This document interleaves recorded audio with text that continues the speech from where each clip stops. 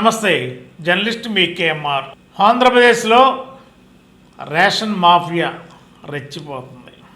మరి గోదావరి జిల్లాలో కూడా రేషన్ మాఫియాని అదుపు చేయడంలో సివిల్ సప్లై, రెవెన్యూ అధికారులు చేతులు ఎత్తేసినట్టే కనిపిస్తుంది. ముఖ్యంగా గోదావరి జిల్లాలోనే ఈ రేషన్ మాఫియా దందాగిరి విపరీతంగా విడిగా నడుస్తుంది. సివిల్ సప్లై నోరు మెదపలేని పరిస్థితి.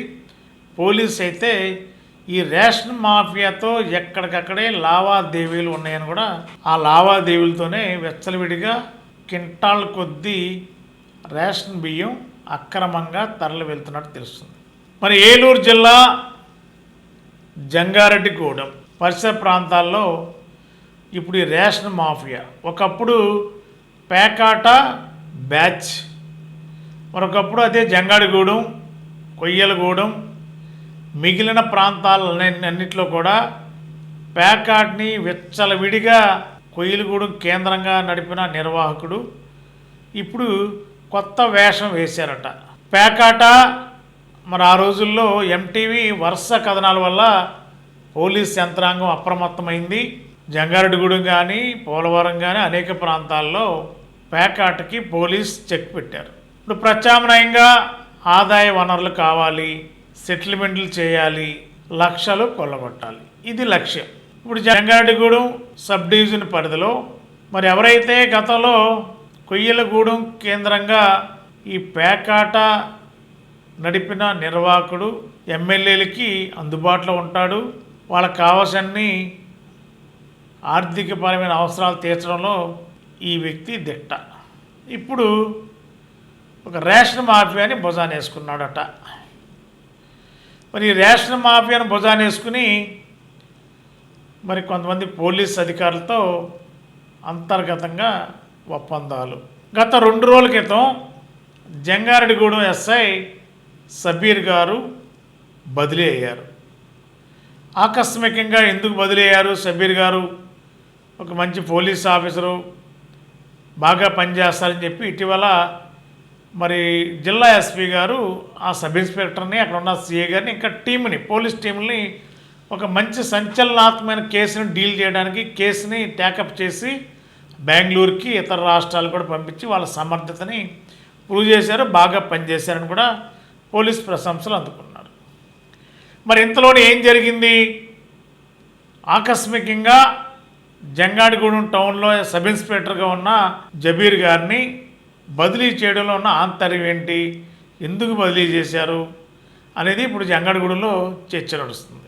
జబీర్ గారు జంగారెడ్డిగూడెంలో సబ్ ఇన్స్పెక్టర్గా పనిచేస్తున్న కాలంలోనే మరి జంగారెడ్డిగూడెంలోనే విచ్చలవిడిగా రేషన్ మాఫియా ముఠ టన్నుల కొద్దీ అక్రమంగా తరలిస్తుంటే జిల్లా పోలీస్ యంత్రాంగం అక్కడ జంగారెడ్డిగూడెంలో పోలీస్ అధికారుల్ని ఆదేశించారట.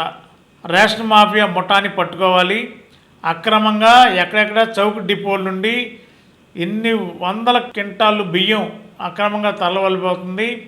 దీనికి ముఠా ఎవరు? డోలక్ రాజు అని గతంలో పెద్ద పేరుండేది, పేకాట బ్యాచ్కి నిర్వాహకుడు ఆయనే.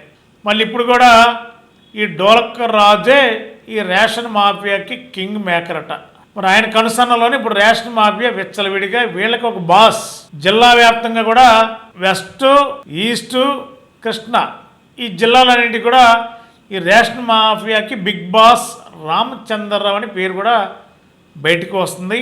మరి ఈయన కనుసన్నలోనే ఈ కింగ్ మేకర్ పేకాట్ నుండి రేషన్ మాఫియాకి బదిలీ కాబట్టి, అంటే ప్రత్యామ్నాయ మార్గాలు లక్షలు కొలగొడటానికి రంగంలో దిగిన కొయ్యలగూడెం కింగ్ మేకర్ ఇప్పుడు మరి అక్కడ ఉన్న జంగారెడ్డిగూడెంలో కొంతమందిని, ఒక ఎమ్మెల్యేకి డ్రైవర్గా ఉన్న ఒక వ్యక్తి, అతను కొయ్యలగూడెం కింగ్ మేకరు కలిసి ఒక సబ్ ఇన్స్పెక్టర్కి సమీప దగ్గర బంధు నేతృత్వంలో ఈ రేషన్ మాఫియా రెచ్చిపోతుంది జంగారెడ్డిగూడెం అనేది పోలీస్ నిఘా సంస్థల నుండి జిల్లా బాస్కి చేరిందట. మరి ఆ చేరిన విషయం వెంటనే ఎంక్వైరీ చేసి దాడులు చేయమంటే ఎవరో వ్యక్తుల మీద దాడులు చేశారట సబ్ ఇన్స్పెక్టర్ గారు. అసలు వ్యక్తులను వదిలేశారట. ఈ అసలు వ్యక్తులు ఎవరు? ఒక సబ్ ఇన్స్పెక్టర్కి దగ్గర బంధువు, అతని నేతృత్వంలోనే ఈ king maker, Koyyalagudem king maker, అదేవిధంగా ఒక ఎమ్మెల్యే డ్రైవరు, వీళ్ళు ఆ 2 నియోజకవర్గాలంటే చింతలపూడి నియోజకవర్గం కానీ పోలవరం కానీ వీళ్ళ దందాగిరి, రేషన్ మాఫియా దందాగిరి అంతా కూడా జంగారెడ్డిగూడెం కేంద్రంగా నడుపుతూ లక్షల రూపాయలు కొల్లగొడుతున్నారట. మరి దీన్ని తనిఖీ చేసి చెక్ చేసి పట్టుకుని అక్రమంగా తరలి వెళ్ళి రేషన్ బియ్యాన్ని పట్టుకోవాలని చెప్పి జిల్లా పోలీస్ యంత్రాంగం ఆదేశాలు ఇస్తే మరి అక్కడ అసలు వాళ్ళని వదిలిపెట్టి ఎవరెవరినో పట్టుకుంటే జిల్లా పోలీస్ యంత్రాంగానికి అక్కడ వ్యవహరించిన శైలి నచ్చగా జంగారెడ్డిగూడెం సబ్ ఇన్స్పెక్టరు జబీర్ గారిని జంగారెడ్డిగూడెం నుంచి లక్కవరానికి తాత్కాలికంగా, అంటే లక్కవరంలో ఉన్న మహిళా ఎస్ఐ కొద్ది రోజులు సెలవు పెట్టడం వల్ల టెంపరీగా జబీర్ గారిని లక్కవరం సబ్ ఇన్స్పెక్టర్గా నియమించారట. మరి గత కొన్ని నెలలుగా జంగారెడ్డిగూడెంలో పోలీస్ పైన అనేక రకాల విమర్శలు వస్తున్నాయి. మరి జబీర్ గారు ఎప్పటి నుంచో టౌన్ సబ్ ఇన్స్పెక్టర్గా పనిచేస్తున్నారు, పోలీస్ యంత్రాంగానికి నమ్మకంగా సమర్థతతో పనిచేస్తున్నారని కూడా ఒక నమ్మకంతో అక్కడ ఉంచారు ఆయన ఇంతకాలం అని చెప్పని కూడా వినిపిస్తూ ఉంటాయి. కానీ పేకాట వ్యక్తులను అరెస్ట్ చేసినప్పుడు మరి ప్రముఖులు కూడా అరెస్ట్ చేసిన సందర్భాలు ఉన్నాయి జంగారెడ్డిగూడెంలో. మరి అప్పటి నుండి ఎవరైతే పేకాటలో పట్టుబడ్డారో కొంతమంది అప్పటి నుంచి వేచి చూస్తున్నారట. ఎట్లాగన్నా కానీ జంగారెడ్డిగూడెంలో సబ్ ఇన్స్పెక్టరు జబీర్ గారిని బదిలీ అయ్యేలా చేయాలి అనేది కూడా అనేక కోణాల్లో ఆ ప్రముఖులకి వాళ్ళకున్న పరిచయాలు హైదరాబాద్ లెవెల్లోనా, అమరావతి లెవెల్లోనా, లేదా రాజకీయంగానా, పోలీస్ పరంగానా ఏదో ఒక విధంగా జబీర్ గారిని జంగారెడ్డిగూడెం గురించి బదిలీ చేయాలని చెప్పి కొంతమంది ఒకళ్ళిద్దరు ప్రముఖులు పేకాట్లో వాళ్ళ యొక్క పెత్తనం కొనసాగలేదని చెప్పి భావించిన కొంతమంది ప్రముఖులు జబీర్ గారిని బదిలీ చేయాలని భావించారట. మరి వాళ్ళ పాత్ర కూడా ఉందా లేదనేది ఇంకా క్లారిటీ రావాలి. కానీ మనకు అందుతున్న సమాచారం అయితే రేషన్ మాఫియా కంట్రోల్ చేయడంలో సబ్ ఇన్స్పెక్టర్ గారు సరైన రీతిలో స్పందించకపోవడం వల్లే పోలీస్ నిఘా సంస్థల ద్వారా అందిన సమాచారం మేరకే జబీర్ గారిని బదిలీ చేశారనేది ఎంటీవీకి అందుతున్న సమాచారం. జోధం నుండి రేషన్ మాఫియా బ్యాచ్ ఇప్పుడు రంగంలో దిగారు.